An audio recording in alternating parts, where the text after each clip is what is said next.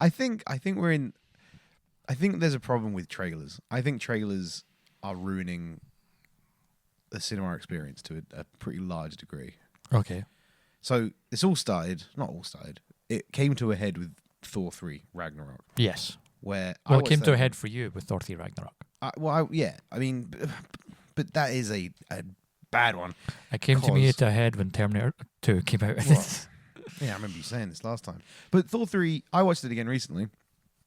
And that whole first half of the film, Loki giving it I've not seen his champion, but he's quite lethal, I've heard. And it's like, well, who's the champion? Yeah, I remember the champion? Sitting there watching the film, and they're just like, he's unbeatable, he's brutal. Yeah. Like, who's it going to be? And you're just sitting there in the cinema being like, it's the Hulk. It's the Hulk. I've seen it on the poster outside. The trailer has showed me it every single time. And that's why I think Pet Sematary is getting a bit of a shit rap here at the moment. I mean, we talked about it on the podcast at one point. You said that your girlfriend was excited about the film until she saw the third trailer when it gave away the whole third act big spoiler thing, and then she wasn't excited for it anymore. But then on top of that now, the trailer's not even done that. The trailer for the film is a trailer for a different movie. The trailer for Pet Sematary shows a film where a guy buries his kid, the kid comes back, weakens the barrier between the land and the dead, and then zombies start coming back, like more people start coming back from the dead. None of which happens in the film. Well, I mean, other than the girl coming back. But the trailer makes it seem like the dead come back because of the Pet Sematary. But we should also be careful with all the films we talk about just now about spoilers, because I want to spoil it for the audience. We'll do a spoiler warning. But that, I mean, because we have a klaxon, brings us round to the beginning of the episode, really, which I think we've seen. Can I say, cue the intro song? I've always wanted to say it. Go. He's not going to do it. He's going to wait say until it again. Cue the intro song. You can cue it now. Oh okay.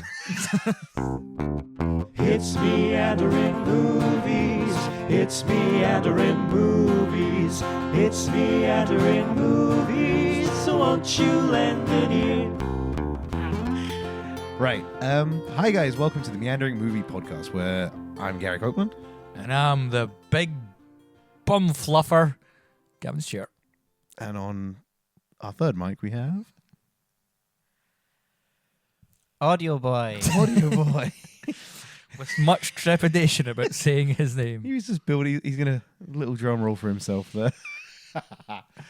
Today's episode, we are going to, I think, recap the 4 kind of big films that are out at the moment. Some of the current movie movies. So we've got, and we're not going to go into crazy detail like we have done previously in these episodes because there's so many. We're going to kind of keep this. None of these films are really deserving of an episode to themselves, so we're just going to kind of bulk them There's together. that as well. So we have got Dumbo, which we'll start off because that's light and breezy. Directed by Tim Burton. Probably going to Shazam, which you haven't seen. I've not seen Shazam yet. Audio Boy and myself have. I have seen this film. Can you believe it? I've seen a film. That's madness. And you haven't. This is Sparta.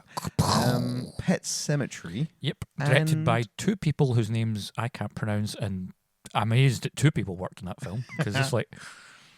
And then finally, Us is the last one. That's I was also going to say the Sisters Brothers. and the Sisters Brothers. I haven't seen. Actually, I suppose we've got 5 films we can probably talk about.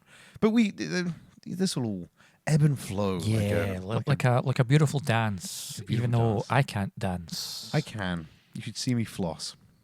I think I have seen you floss many times. And speaking of flossing, that brings us to the first movie, Shazam, which you haven't seen, so we might as well just fire in. I think. Finally, I said I was interested for it. You said you were not interested in it at all. And our DC episode. Done a good one.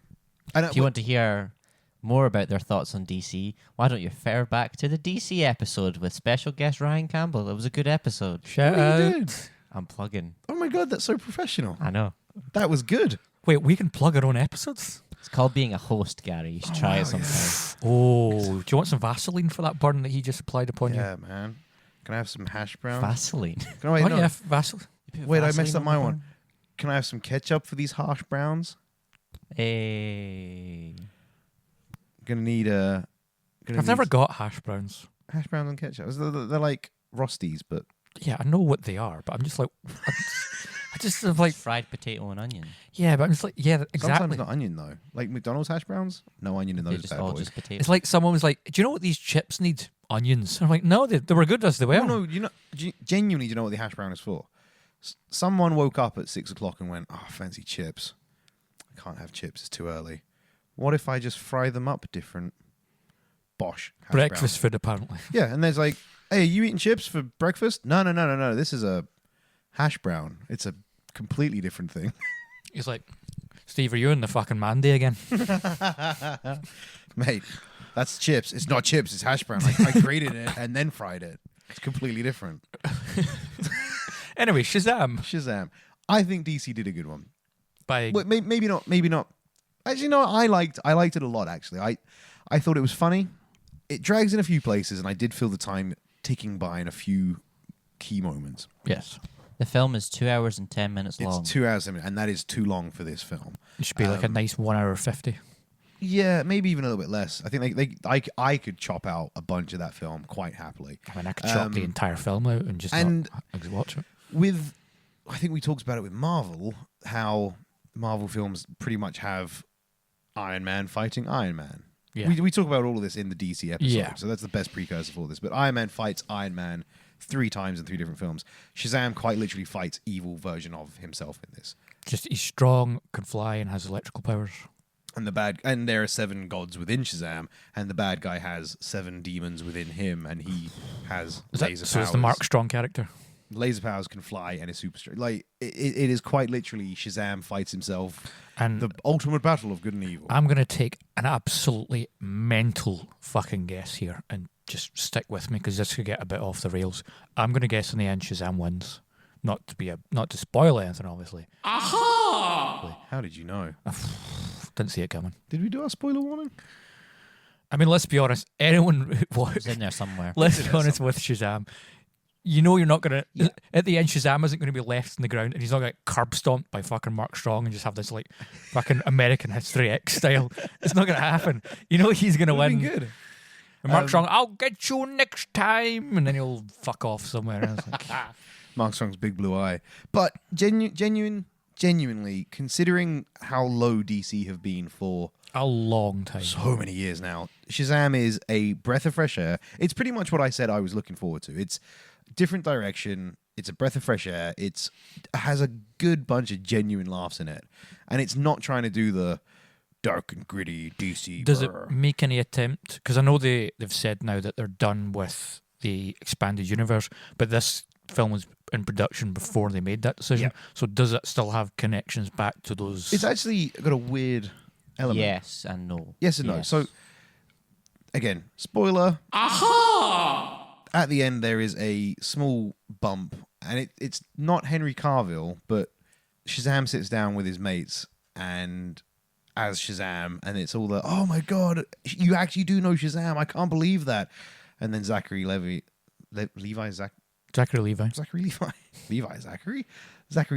Shazam goes, "Yeah, and I brought another friend with me, and Superman's body walks in, head out of shot, and they all go, 'Oh my god!' And then it cuts. That's the end of the that's the end of the film right there. Yeah. And then there's an end credit scene also, which I didn't stay for it, but I'll just point in. They tried to get Henry Cavill for Yeah. that, but you just like production schedules and things, they just couldn't do get it. him. yeah. Also, he's at this point. I think he wants out. I think it was. I This honestly was think probably it done worked. before that. I honestly think it works funnier. I think it's funnier not seeing his head. I think the joke lands better. Also, at this point, not doing his head means that when they inevitably recast Superman, they can just be like, "Oh work yeah, Shazam in. that was this such and such Superman." And yeah, and there was an end credit scene which I have no idea what it was. It was talking Caterpillar. I have no idea. I like my comic books. I was lost in that. But yeah, overall, breath of fresh air, good for the DC universe, I think. The second thing I was going to say, which is slightly weird, and I thought this a couple of times through the whole film. There's one point where they go to a toy store and he throws a Batman doll yeah, I've seen it in the trailer. Mark Strong. What I don't understand about it is if this is in a shared universe with Batman, Batman is now not a shadowy caped crusader Who murders people? who lives in Gotham and might be a myth, but is a genuine thing That is being marketed that's to being kids. marketed to kids. Yeah. Yes. How could anyone be terrified of that in a universe where Batman has his own action figure? That's stupid. Plus, there isn't at one point where like, the kid's got like a replica batarang, and he's. But that bit I get. That bit I get because it's oh, I got a replica Batarang, because in a universe where Batman exists and is being stalkery and shadowy, he might be throwing Batarangs. One might get out, and then the internet would blow up. But Or having toys of yourself is a step too far. Yeah, it's weird. It ruins the Batman mythos. For me personally, hearing you talk about the film and hearing Audio Boy talk about the film, I just have not an ounce of interest to go see it. Even with a day off, I love going to the cinema, but I'm just like, I know exactly beat for beat what that film is going to play as, I'm just like, can't really be bothered. I mean, fair enough. And no one's going to blame you because DC done this to themselves. Yeah, that's the thing. But it is genuine as far as DC goes. I might go see it so I can like write a review of it, but it's also like, oh, what's the point? So I'm also just thinking that I'll just wait until it shows up on Netflix or Amazon Prime, and even then, I don't even know if I'll get round because I just don't care anymore. Yeah, this film isn't particularly groundbreaking in any way. It's not. And this is the thing. Yeah, my entire review hinges on the fact that DC done a good one. That's a low bar. That was a question I hit. asked Audio Boy when I was talking to him. If you were to, would this come in as like a middle tier kind of like Marvel movie, like your Ant-Man's, your pretty much exactly there. It's clearly trying to hit the same notes as Guardians of the Galaxy and Thor 3, but it just doesn't quite hit those highs. Emotional weight of Guardians, or they just absolute off the wall shit fun of Thor. It's aiming for that, doesn't quite manage it, but compared to everything else DC's done, is a breath of fresh air, and some genuinely good laughs. So I'd recommend it. It's probably just like a good, like, you've got the afternoon and your pals want to go to the cinema, you just go see Shazam. Why not? You'll have a laugh. You will laugh. You'll enjoy it. Audience have a good time. Which, without getting into the more serious adult fare, we might as well jump into the second. You could jump in. Dumbo is also out at the moment. And I'm excited to hear you talk about Dumbo because I just want to give some context to the listeners out there before we jump into Dumbo. Gary saw Dumbo before Audio Boy and I saw Dumbo, and then Audio Boy saw it a wee bit after, and I saw it a wee bit after that. And the entire time, you just railed against this film. You fucking hate this film. It is far and few and far between that I will actively dislike a film. Yeah. Normally, as everyone who's listened to this so far, however many episodes, will know, I am the one that will defend any turd. I will give it its, but you weren't meant to think it's an art house amazing piece, you pretentious wank. Who you're talking about? Are you talking about Audio Boy? But hands up, I will defend garbage. Skyscraper, par example. Still not seen it. That's going to be great when we watch it. Oh, I'm so looking forward. However, Dumbo is a dumb shit. You had all this time to think up of a fucking pun, and Dumbo is a dumb bell of farts. No. Just no. I hated it. I thought it was. So here we go. Here's the first and maybe only bad film review Gary Copeland will ever give on this podcast. You must have other bad film reviews. Find one. Maybe not in this podcast, but I thought Dumbo was a boring, messy, badly acted, badly written, horrible looking fart of a film. And I'll happily go into each of those points in detail. Here's what I'll say is I'll agree with more or less all those points. I don't think it was. I mean, I think the only bad acting was Michael Keaton, because Michael Keaton and the two kids. We'll get to the kids and the problem, but with Michael Keaton, I don't know what the fuck the direction he was given, but it was awful. Like, I was watching it just going like, you're playing like a different character every time you're on camera. I'm like, I don't know who this character is, but you're just fucking weird and wacky, and you're trying to be like Jim Carrey or something. I don't know. It was bad. I think Colin Farrell's character. Here's the thing with the characters, is there aren't any. No, totally. So sorry, Colin Farrell's performance, I felt he plays. It's just hero so phoned in. It's just he did not care. No one didn't cared care about that role. No, but exactly. But it's not their fault because they were given nothing to care about. That's true. Also true. Because you look at any of the characters. We'll circle back to those kids you talked about. The kids are the kids. Daughter plays Science Girl. little brother plays little brother, because that's and that's it. any girl that isn't defined by her looks in a film has to be science. She's got to be science driven, because that's it. You can either be smart and beautiful or a scientist. And if you're a then, girl in a film. and that's all those two people are. And then you've got Colin Farrell, which is one-armed dad who sometimes is sad about his dead wife and sometimes forgets she exists. Because he wants to bang. Eva Green, who in the beginning is evil, and then for no reason just becomes the next love of Colin Farrell's life and the mother to the kids. They kept focusing on that bit when she's going to ride Dumbo in the air. They kept focusing on her kicking Dumbo, Yeah. and I thought Animal they were going to cruelty. make a point of, yeah, Dumbo you shouldn't be slaps kicking, back. shouldn't be kicking down, and then he flips out. No, she just kicks him. He lifts up his leg. She uses that to climb on him. Never mentioned, but focused on an awful lot. And there were so many bits like that in the film. You said it yourself. Colin Farrell's missing arm. There's no purpose. There's no point. No point. No point to that. No point to that plot. The brother. No point to him.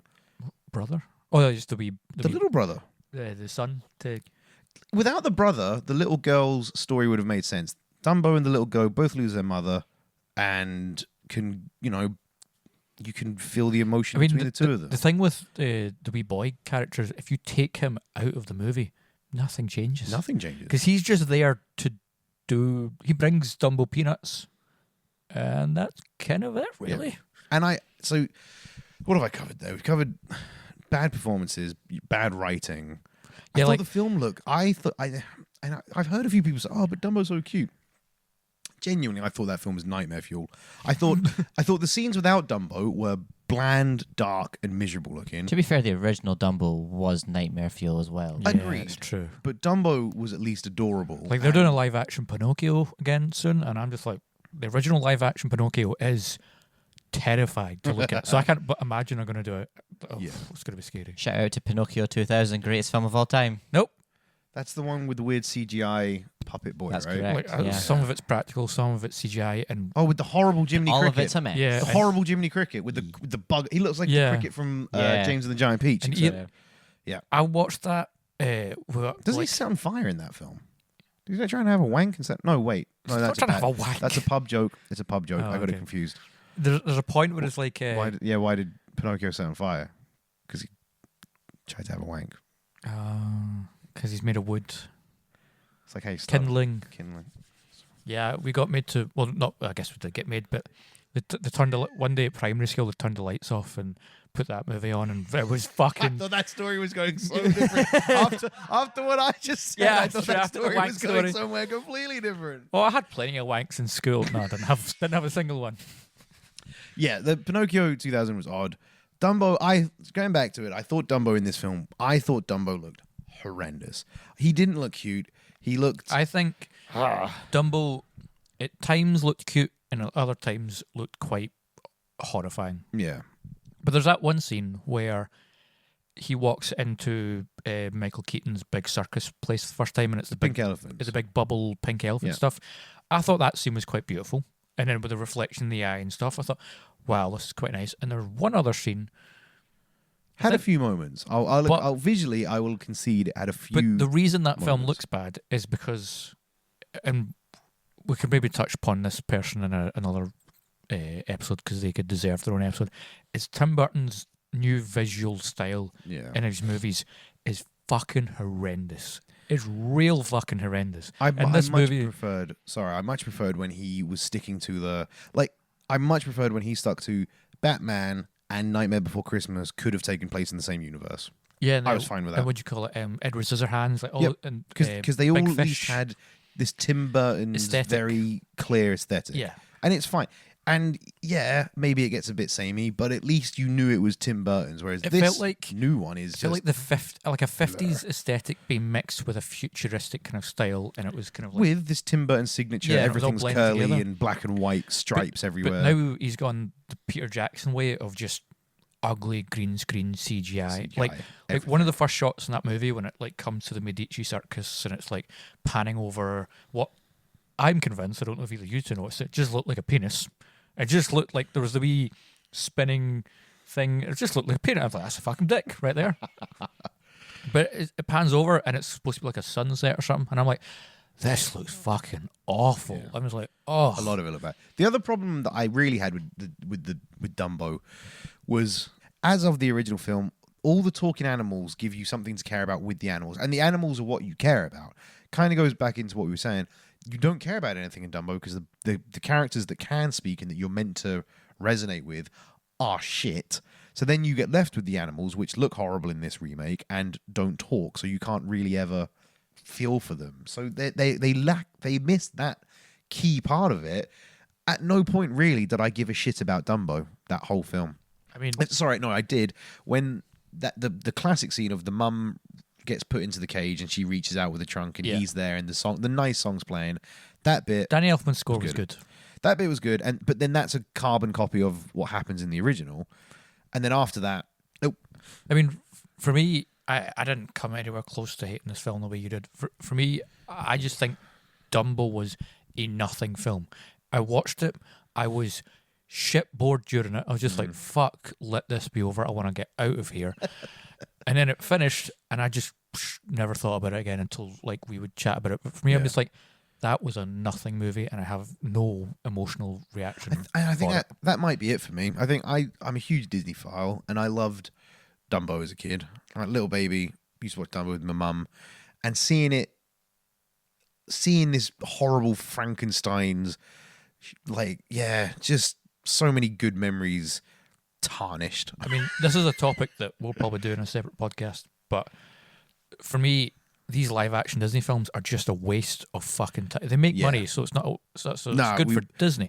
But for us, I'm like, I don't care. I don't want it. I don't like even Lion King. I'm just like, oh sure, I'll go see it because Lion King, the original, is maybe has a place in my heart like Dumbo had for you in your heart. But it's like no one's asking for it. Is anyone going like give us a fucking quote unquote live action Lion King? No one's ever said that. No one wants it. John Oliver. Everyone just wants a live action The Adventures of Ichabod and Mr. Toad. I'd be up for that. Yeah. Oh, live action The Rescuers. That would be good as well. Do you know what? I want a live action Atlantis movie. Live action Tailspin. Remember Tailspin? No. I thought you might. I didn't think you'd ever have heard of it. No. Tailspin was all right. So DuckTales the movie came out. Mighty Ducks, DuckTales, whatever, and then they made DuckTales the cartoon, which was the Donald Duck family going on adventures. Nothing to do with the film, but they used the name and the branding, and then whatever. It was weird time in Disney history. Every time's a weird time in Disney history. Was what DuckTales did to the Mighty Ducks film. So it took the Jungle Book characters, Baloo, Shere Khan, and King Louie, and they got into industrial cargo, and they wore clothes, and they flew planes about, and they went on zany adventures. And Shere Khan was like the dickhead business manager. King Louie was the barman, and Baloo was a pilot. And it made no sense, and I don't understand it. But I'd fucking watch a live action Tailspin. That sounds. You just want to see like a bear pilot an airplane. Yeah. I'm down for that. Voiced by Bill Murray. Yeah. I mean, if you want to see a pig pilot an airplane, you could watch Hayao Miyazaki's Porco Rosso. Porco Rosso. That's a fucking movie. That is a fucking movie. Right, next film on the list before we start talking about Studio Ghibli. Studio Ghibli? Studio Ghibli, I usually say. I never knew. Yeah. So, next on the docket, we've done those two. Next, what do you want to do? We've got Us, we've got Pet Sematary, and we've got what you want to talk about. Let's do Brothers and Sister, because then we can save the two horror-esque ones for the end. So the Sisters, Brothers. Brothers, Sisters. Sure. Mothers, Fathers. Joaquin Phoenix, Papa, John C. Uncle. Reilly, Jake Gyllenhaal, and Riz Ahmed. Mm-hmm. Dark comedy. Dark comedy. For this one, do you want to give us I mean, I feel like Shazam was massive. We did episode Dumbo. Everyone knows Dumbo. Give us a little story. So synopsis for the Sisters Brothers is you've got two brothers called the Sisters Brothers, played by John C. Reilly and Joaquin Phoenix. They're kind of like hired guns. They work for this guy called the Commissioner. I can't remember his name. Commodore. The Commodore. They work for this guy called the Commodore. Good name. And, good title. If you're going to have a title, I'd take Commodore. Yeah. Commodore Copeland. They usually get sent out to kill people and retrieve stuff. And presumably their names are Ben, Sister. They're the Sister Brothers. Sisters Brothers. It's Charles and Eli Yes. sisters. Yeah, cool. And I just the- wanted to clear that up. Opening scene is gorgeous. I just want to drop that in. It's fucking gorgeous. But yeah, they're given the mission of locating Riz Ahmed's character, who's created this chemical that when you pour it in the water, it illuminates all of the gold in it, and then you don't have to like shimmy for it. You can Yep. just pick it right out of the water. Set in Wild West gold mining so times. it's a cowboy kind of Gold rush times. Yeah, and Jake So Gyllenhaal. 1850s, 1840s? Yeah, 49ers, yeah. Yeah. Cool. And Jake Gyllenhaal meets Riz Ahmed, and at first he's supposed to be working for the Commodore, and he's supposed to just make sure that this guy sticks around so the Sister Brothers can collect him. But then he hears about his plan, and he decides to shaft the Sister Brothers, work the Riz Ahmed, go off to San Francisco, and start flinging gold and shootouts and hijinks and So it's a Gore. modern day Wild West film, I guess. Yeah. It's pretty from what you've just described sounds like Yeah. a Wild West standard film. Yeah. Cool. With a kind The of new age twist. performances are fucking on point, as you'd expect from those actors. Really interesting characters that go to some really. Did I say Joaquin Phoenix? I feel You like I did. haven't Yeah, said. she did. I John feel C. like- Reilly and Joaquin Phoenix. My mind's not all there. We know. Yeah, Joaquin Phoenix, of course. A bit like Joaquin Phoenix's character in the Sisters Brothers. Yeah. Do you know what's the incredible thing about this film, though? Is it has Joaquin Phoenix, who you always know he's going to give something Yeah. that's just crazy to watch. Riz Ahmed, who just continues to be an actor who grows and is always gives something good. And Jake Gyllenhaal, who's my favourite actor. So I'm like, boom, yes. But John C. Sorry. Reilly, It's Jake Gyllenhaal. It is Jake Gyllenhaal. yeah. Cool. But it's just pronounced Gyllenhaal. Why is it pronounced Gyllenhaal? Gavin's pretentious. Because it's This is like your Smaug thing. It's Nordic, so it's in that whatever country it hails from. It's pronounced Gyllenhaal. But not- Jake Gyllenhaal doesn't pronounce it that way. Well, that's because he joined Hollywood. But I respect my boy Gyllenhaal. Bigs up to my boy. You know how you could respect him more? By What? pronouncing his name correctly. I mean, that's how you pronounce his name. My favorite actor is Chris P. Rat. That's how I pronounce Chris Pratt's name. Yeah, but Chris that's not how his name is P. pronounced. No, it is. That's how. Respect for my boy Chris P. Rat. You See know how what? much Well, of if a I dick just I sound edit like? out all the spaces, so it just No, sounds like don't you're edit out saying the P-Rat. space. Then it doesn't work. Crispy It doesn't. My rat. point's ruined. Crispy Rat. Oh, my friend Crispy Rat. Yeah, From now on, we're just going to refer to Chris Pratt as Crispy Rat. Crispy, Crispy rat. Rat. But you see how much of a dick I sound like? Oh, shut up. Anyway, it's in that entire film. It's fucking John C. Reilly who fucking steals the show. Oh, really? And, yeah, That's fucking, cool. That- Fucking brings it. That's actually. I might have to go see it now because I was kind of wasn't fussed. But There is- hearing that there John is a- C. Reilly. There is some so yeah. But no, sorry. Just let me finish that. Just the fact that John C. Reilly steals the show with his co-star Joaquin Phoenix, Yeah. who normally is the underdog. You know what I mean? The unbilled, Yeah. like amazing actor. I'm surprised he's not. Has he had Joaquin Phoenix got an Oscar? Nominated, not won. Cool. Because I think Joaquin Phoenix is high rated for me. So John C. Reilly not out acting, but doing Just when it comes to the scenes, he's Yeah. the one that because the film puts That's interesting. a fair bit of focus on him, and that's because that character and him deserve that focus. And But you're right. This episode wasn't about films that we really like. It was about meh films that all seem to be out. At the yes, moment. because the problem with that film is it's paced real poorly. So there was this should be a film that I should just fucking eat up because it's just dialogue. On and- paper, it's everything you yeah, want. but I think Audio Boy put it perfectly when we left that film, which is this doesn't need to be a film. This could be a stage play Right. because it's here's a walking scene of nice shots of vistas and them on horses, and then we cut to dialogue, and there's just a bunch of dialogue, and then cut to traveling scene, and then Right. dialogue, and it's just like this didn't Quick need to be a film. Question. Also didn't need to be 2 hours, 2 hours and 10 minutes. Oof. I do not recall. I can look it It up. was over 2 hours, I felt, and it was did not need to be. Just as a quick one, do you know? Have you looked into this? I know you like doing your research, Audio Boy. Did you look into whether or not this was It was a book. was I was going to say was it a book or a screenplay A book originally? that got John turned C. into- Reilly was a lover of, and he's been Right. trying to get produced for a long time. Okay, cool. And pacing wise, this film 2 hours and 2 minutes. 2 hours 2 minutes. It feels like it's over 2.5 hours because of the pacing. It really drags in places, and there's points I was sitting there just like, like this is even for me. This is getting a bit rough. Yeah. And there were a fair few people that walked out because they were just like, this is too much now. Really? They were expecting cowboy action-y type movie. Because the trailer kind of gives it off. And instead they just got a play. Yeah. A lot of people. It really would have worked really well as a play, I think. And sometimes the dialogue can get a bit cyclical, especially the conversations between Joaquin Phoenix and John C. Reilly, where it's just like, it's two brothers having the same conversation that they just had 3 scenes ago about how like John C. Reilly's like, I don't want to do this anymore. And Joaquin Phoenix like, what are you talking about? We're really good at this. This is our thing, and then brother. There's an action scene and some hijinks with Riz Ahmed and Jake Gyllenhaal, and then it cuts back to them, and John C. Reilly's like, yeah, I think I'm done with this. I was like, oh come on, guys, I know you're in a different location.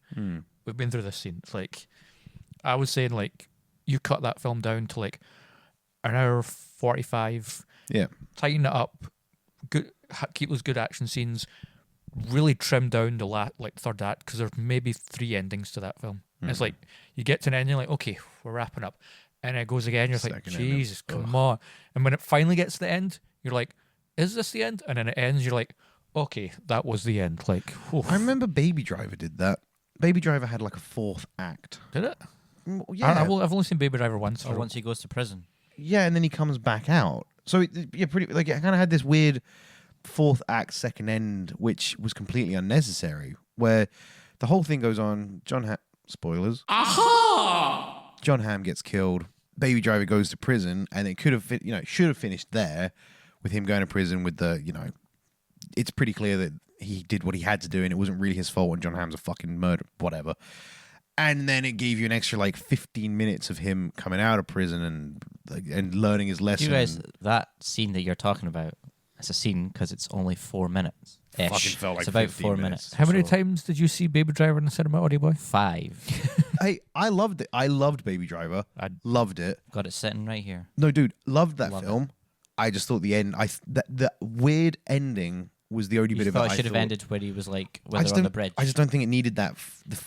Pretty much like this weird 4th act that kicks in right at the end. That's honestly up to that point. I love that film. I just remember sitting there and thinking, why is it continuing? Meanwhile, I saw that film once, and I was like, well, that wasn't good. That's a surprise. It's Edgar Wright's weakest film because he doesn't have the collaboration of Simon Pegg's writing. Edgar Wright's a director, he's not a writer. That's what that film taught me. Just for the listeners as well, this episode of Let's Talk About Meh Films, you may have noticed, other than Dumbo, and you'll find this out going into the next 2, I actually enjoyed most of the films we're about to talk about. It was Gavin's idea to talk about so meh far, films. So far, I haven't seen Shazam, and I won't. Dumbo for me it's nothing. You really hated They're all it. pretty meh for me. And for me, the Sister Brothers had out of all of them, Sister Brothers is the best, I think. Yeah. And is the one, if you had to go see one, I would push for that just because those actors and their performances deserve to be seen. Nothing else on this list is close to Sister Brothers. Which brings us... Baby Driver. Which apparently Baby Driver. Let's throw that in there. I was also just cheeky 6th film. I just wanted to throw in films that have 2 endings. Last Jedi, 5 endings. It's like also like that had Lord of the Rings, Tale of Two Kings. But I feel like Return of the King. It earned it. Did the it? Last Jedi, with its 5-act, 2 hour 40-minute runtime, didn't earn 5 endings. It's just like so. Yeah, Sister Brothers. You enjoyed it enough. Go in. Like, don't even bother with the trailers because the trailers are a lie. Go in with lowered expectations, understanding this is a very, very slow film, and you think you'll be fine with it. This trailer thing is going to come up specifically for the next 2 as well, because that brings us to the next 2 films, which we're going to lump together. The horror section. Going to lump them together / not lump them together. So, Us and Pet Sematary. Now, the first thing I want to say about both of these, you didn't enjoy either of them particularly. I enjoyed the first act of Us. Yeah.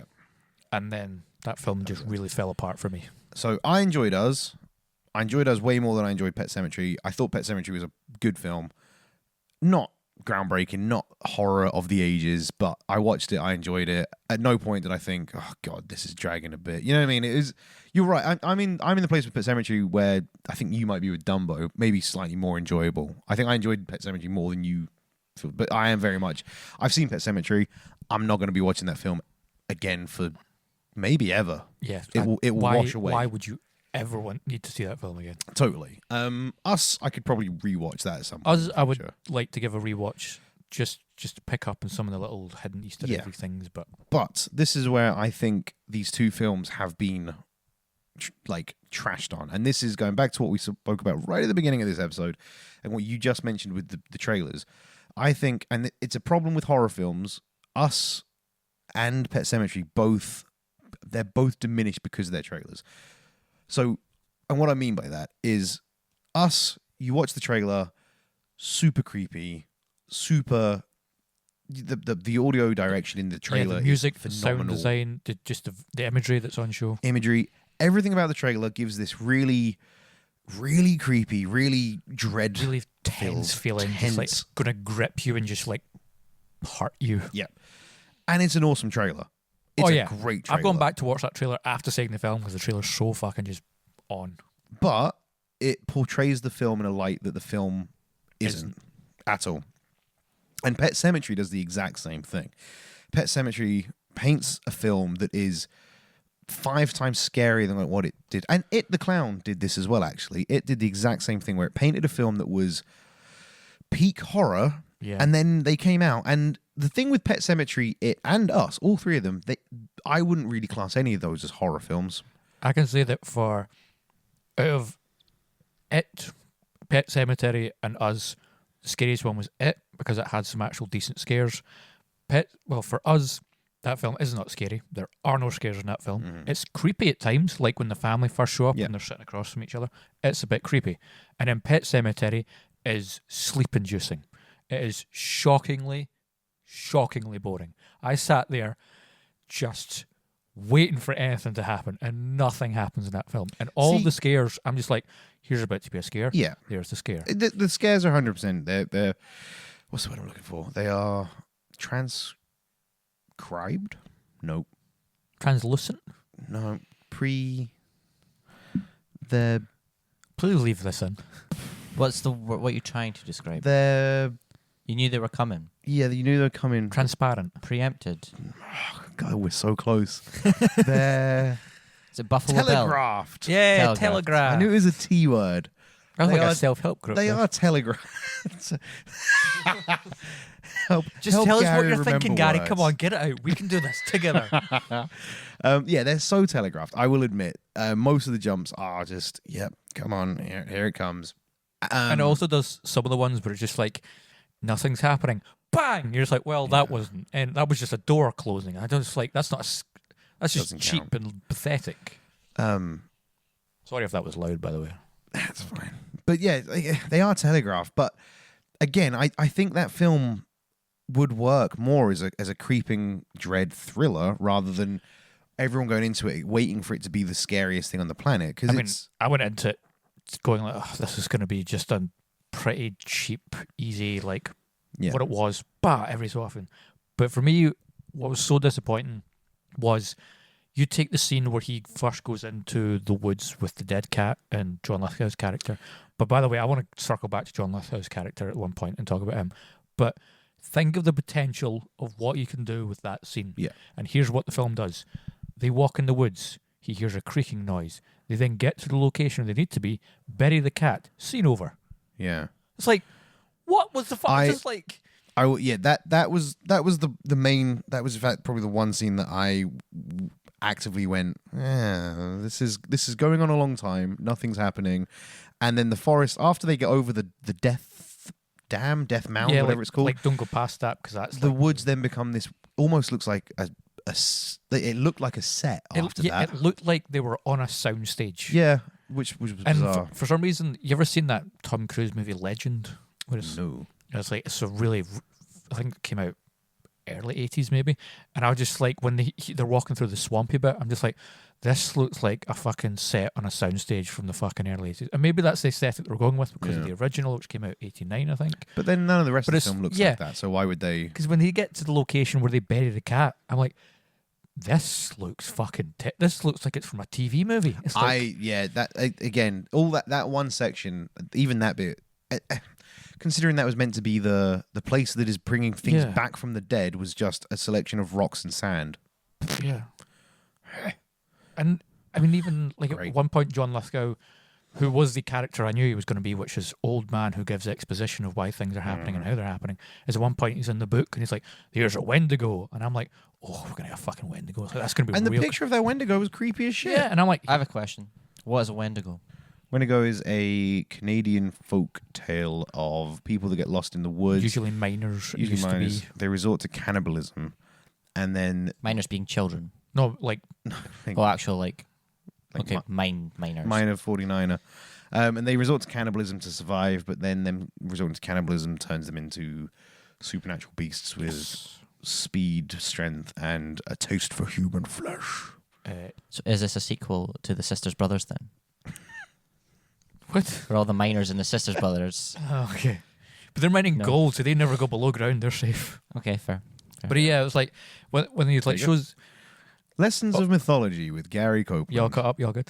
Yes. It's like you show me a Wendigo in a book, I'm like, bring on the fucking wind. I wanna I'm already gonna rework this movie. Imagine the ending where instead of what the ending was, because we don't want to spoil it for people. But the whole episode is a spoiler, so sure, it's real fucking dumb, that ending. It's so boring. So boring. I like the fact it was such a bleak ending. But imagine it's like fucking Jason Clarke, the wife and the wee boy in the house, and it's a fucking Wendigo monster thing fucking terrorizing them and tearing at the door. Instead, it's a fucking drunk 8-year-old with a knife, and it's just hilariously not scary. And it's so annoying because I think I'm doing that thing now where I'm thinking about it and I'm starting to talk myself out of how much I enjoyed the film, because I really liked the 8-year-old girl when she gets brought back from the dead. Yeah, Dad's washing her hair and she's got the autopsy stitches. Well, I liked that though. I thought that was. I'm just remembering that scene and how much I was trying not to laugh because her acting as dead evil girl was hilariously bad. I was just like, what's wrong, Daddy? It's just like, really? This is what you're going with? But yeah, I like the imagery of it. I like the idea of she's got a bunch of autopsy stitches and the dad realizes it's kind of reaffirming the dad what he's done. Then he dresses her in her pajamas, puts her to bed. The bed scene is one of the funniest scenes in that movie, where she's just lying there and it's like, where's mommy? He's like, oh yeah, mommy can't be here. It's like, does she not like me anymore? And it's like, oh, this is so bad. You're making this sound funnier than it is. It is hilariously bad. I was sitting in the cinema, and with the situation I was in, I didn't want to laugh, but I was really holding back from just having a good old chuckle because it was so funny how bad. I thought it was alright. There was a couple like 2 rows behind me, and the woman was fucking howling with laughter. She's like, she had no faith in the scariness of this little girl. And when it's that scene where the little girl's killing the mother, I was pissing myself with laughter. It was so funny how bad it was. I was just like, see, I disagree. I thought it was fine. It's not gonna write the rewrite the books. But I thought it was fine. I genuinely had a few genuinely creepy moments. The little girl's 8 years old and show me an 8-year-old that actually can fucking hold a film together, you know what I mean, a character of any description. Nothing against the actress, she does her best. It's just like the way they shoot it, like that fight scene at the end between the daughter and the dad. Sorry, that gets me back to my point. So he puts her into the pajamas and then he goes to bed and then he wakes up to like noise coming from the living room, goes downstairs, and then again, really good creeping dread of him going downstairs and the girl's wearing the clothes she was buried in again. She's doing the ballet dance, but it's kind of all fucked up. And he's like, "Why are you wearing the dress again?" And then it gets stupid because she decides to turn into Chucky. Yeah, I was like, and it's but that fight scene at the end in the cemetery where she like jumps on his back and he's like trying to shake her off. It was very Chucky, right? Very Chucky. Oh, little murder doll with the knife as well. Yeah. The more I think about this, the more And that ending stupid it gets. was really bad. When Well, it's just like, I like the ending. I like the ending purely because it was dark, and no film ever has the balls to do a fucking dark ending. one of my favorite ever endings is still The Mist. Yeah, you know where we're at, boy. It's super dark. Oh, so good. Do you know they changed the Mist ending as well? You know, because this book wasn't dark enough. So they just went full. They were like, "Hey, Stephen King, we've done it. We've made this even worse." And Stephen King was like, "Guys, that's fucked, but do it. I love it." I mean, if you want to improve a Stephen King adaptation, just pretty much change shit, because whatever he did was usually shite. Yeah, his short stories are much better than his. Yeah. Like, have I ever talked about The Jaunt? That sci-fi. So he wrote a short story which gives me the real heebies. Really quickly on this one as well. Basically, humans have figured out interplanetary travel by using teleportation. The teleportation is basically portals. You make a portal here, you make a portal there, you can put your hand through, it appears on that side. But Like a Stargate. that's a Stargate, basically. But they have to put humans to sleep, like a chemical sleep without dreams, specifically. Little boy's asking the dad why. Through exposition and backstory, you find out that basically going through a portal awake, your body gets through in 0.0003 of a second, but your brain gets trapped in an eternal limbo. So if you go through it, you come out within seconds, but your brain comes out after a millennia. And just the way he builds it up and the way he writes the story. If teleportation ever becomes real, get fucked. Gary C. ain't you? Cool. Saying it now. So you wouldn't choose flight as your superpower, and you wouldn't choose to use portals. So you're just like stuck with public transport the rest of your life. I'd rather that. Have we talked? Yeah, because I don't want to be teleportation. Star Trek. Yeah. They're dying. Yeah. Every time they get beamed. Fun fact, and I'm not going to do it because I know you don't want me to, but they've explored that in episodes. Yeah. They're clones. That's all I'll say. They're clones. They're dead. Thank you. Teleportation's bad. Portals, don't want my mind getting trapped in limbo. Not doing a portal. I take flight as a superpower, but I still think you'd have to expense.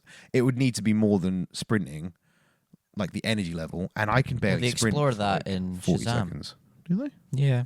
It's like, how do I fly? Oh yeah. But then he can just do it effortlessly. Yeah. I'm talking about if For I sure, got if you have flight- that power, you do it Is effortlessly. it like there's two scenes of him like struggling, walking. and then a scene where, and then after that he's just fine with it? Nah, he picks it up way later on. Actually, they scrap it. They're like, you can't fly, mate, and then he gets it. No, I disagree. I think if you get the power of flight, the reason Shazam can do it is because he also has super strength. But if I gave you flight right now, without super strength. Okay, without super strength, you would see. need to think about it. Natural progression: walk, jog, run, sprint, fly. So it's going to be more energy. All three of us could fly for about 30 seconds, then come to the ground and be like, that was horrible. I'm never doing that again. I'm not even 30 seconds. You're selling yourself short. 4 seconds at the Selling yourself most. short. Right. Us. Final film. But yeah, just say it. Don't go see Pet Sematary. Don't do it. If you're looking for a real horror, if you're going to go see it, but do not think of the trailers as a representative of the film whatsoever. If you want to see a scary film, out of Us and Pet Sematary, Us is the one to go see. Us is the one to go Pet see. Sematary is nothing. So and that brings us to Us. So Us, like I said, trailers have done it dirty. Film, I enjoyed. I did enjoy it. I think the message it was trying to put out there was a decent message. I think, I wish it had been scarier, and that's a problem that seems to just be plaguing horror films at the moment. Yeah. Where they're trying to toe the line of a film isn't scary if it just makes you jump every 30 seconds, because then it's just. For me, the films that just make you jump aren't scary and aren't horror. I want a film that gets into my head and I'm just it's weird to explain, but it just messes with you in a weird way where you're just you're thinking about it. Like the end of a real good Black Mirror episode where just the thought, the Christmas episode with John Hamm, the end of that episode really just fucking got into my head and really just kind of made me uneasy for quite a long time. Which end? So the one where like it's really a prison thing, and he's going to be trapped in this. Yeah, that's what I mean. Not the John Hamm being grayed out from everyone's existence. Because that's the ending. That's the ending. Like the guy being Rafe left. Spall's ending. Rafe Spall's Like, trapped in. Yeah, when they're like, "See you later, we're off just for like Christmas." But not even Rafe Spall. Rafe Spall's copy. Yeah, Yeah, fuck and just that. like the thought Fuck of it, that. just for millennia, just really just got into my head and fucked me. That's what I want a good horror movie to do, and I haven't had that since maybe like The Witch or The Babadook, maybe. Didn't get the Babadook. Haven't seen The Witch.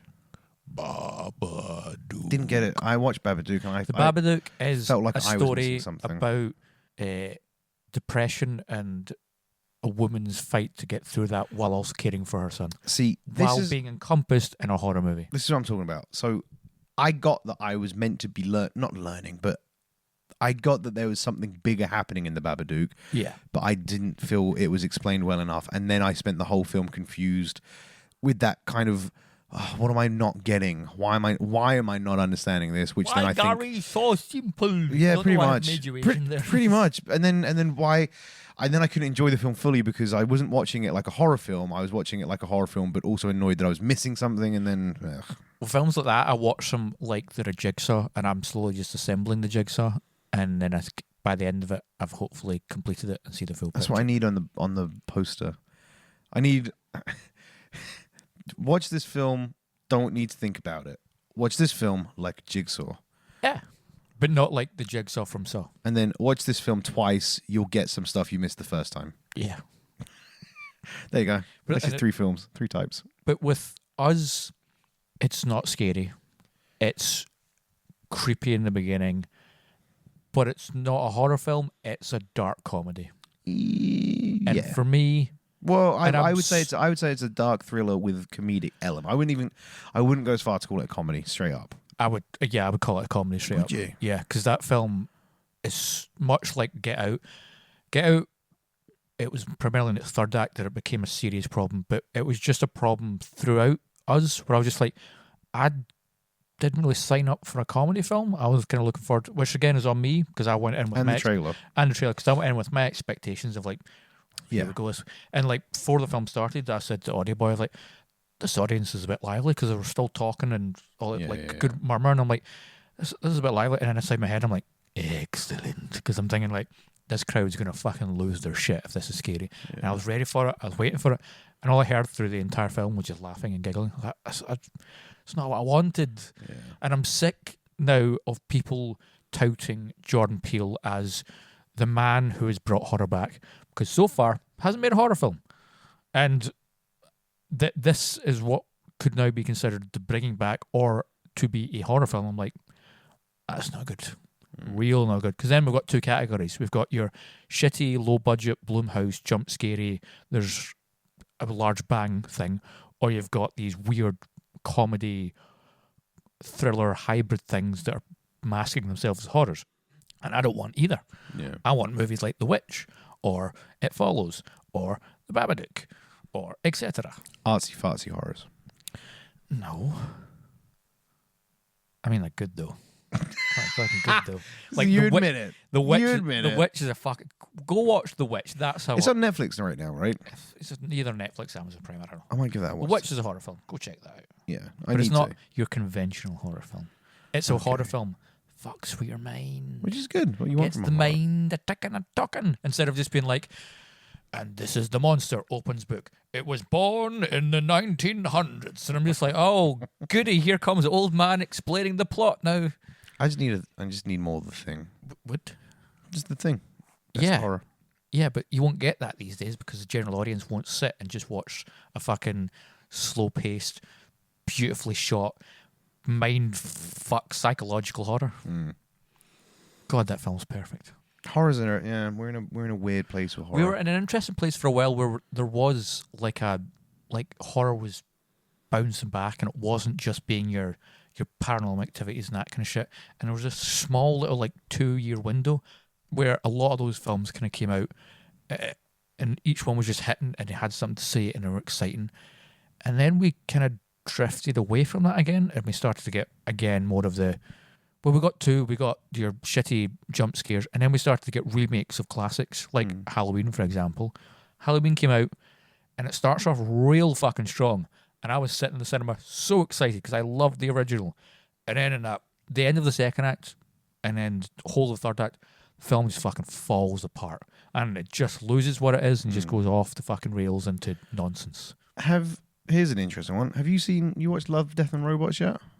I know you've watched bits of it, Audio Boy.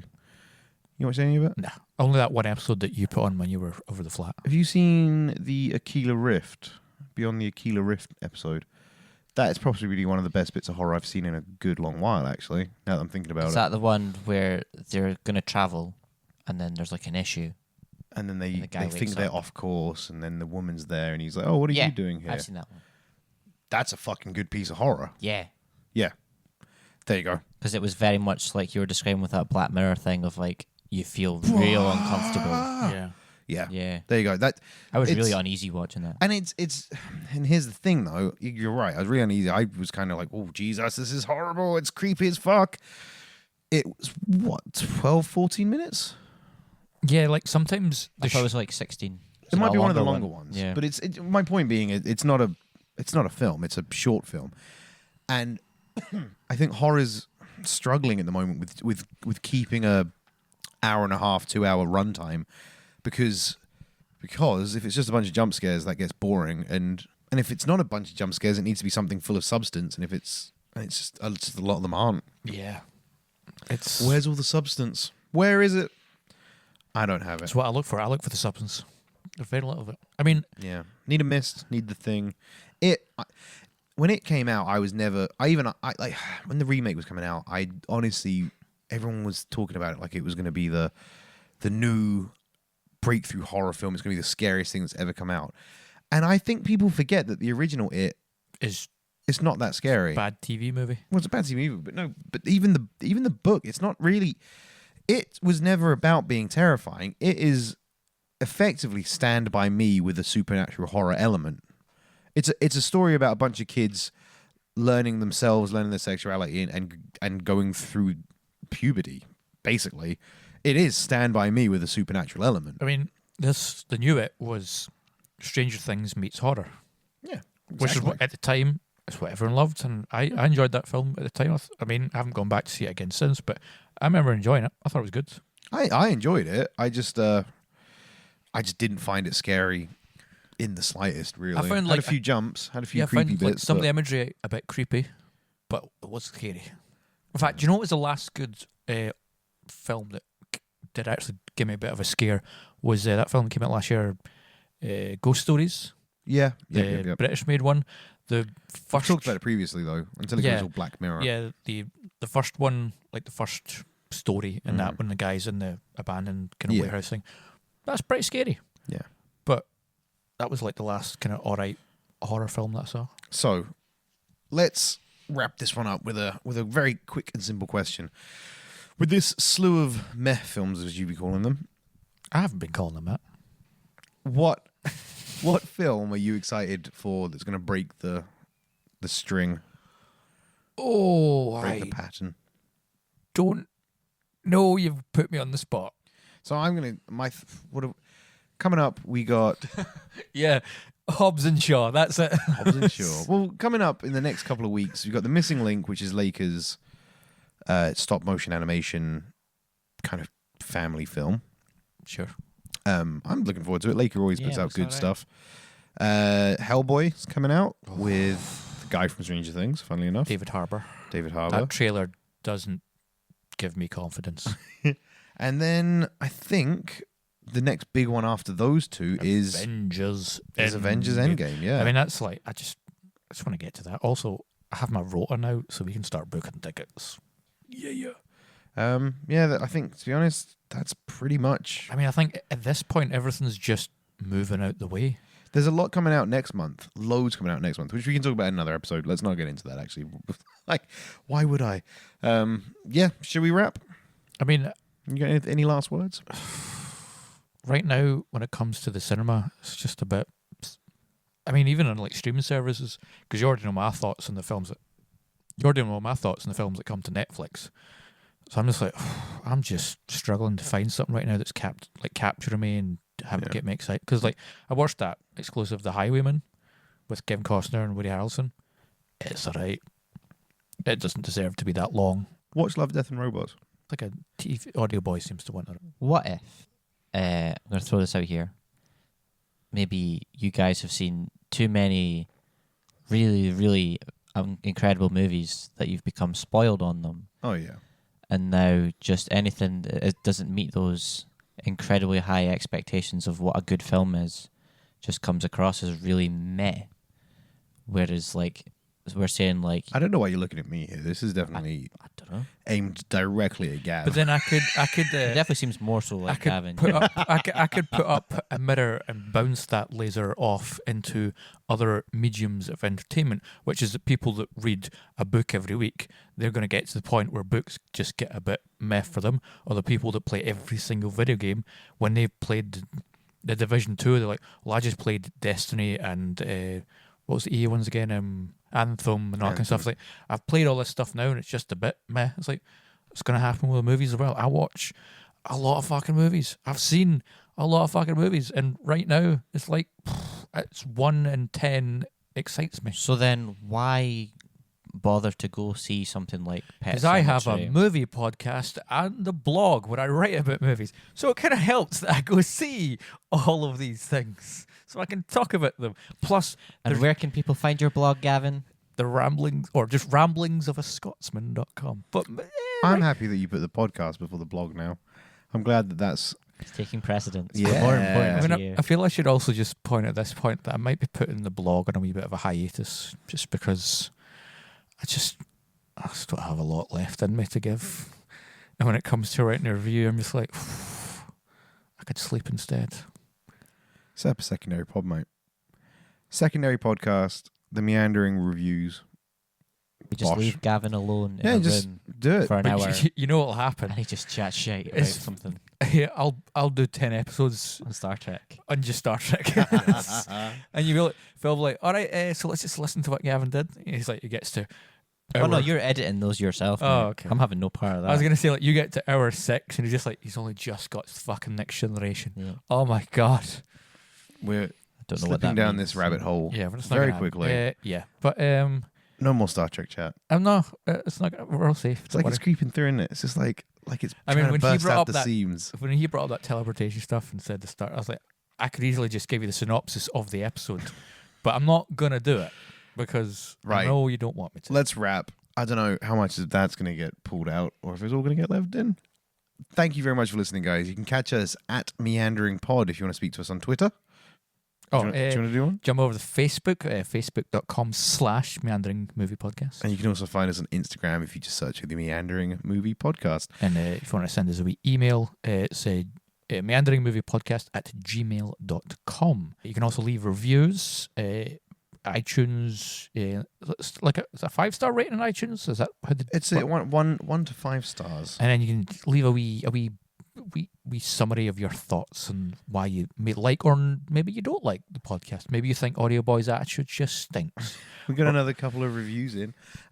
Megan, bunch of car emojis is your username. Thank you for leaving a review. I've only listened to a few episodes so far, but these guys are hilarious. My film knowledge is getting so much better, and it's great to hear a Scottish accent on a podcast. # West Coast, Best Coast. It is great to hear a Scottish accent. You don't hear have a enough West Scottish Coast accents. Do you have a West Coast? No, you don't have a West Coast accent. With Glasgow, so Maybe she's from the West Coast and she's nice. She's just saying that your accent's shit. She said she likes to hear a Scottish accent. She also says # West Coast, Best Coast.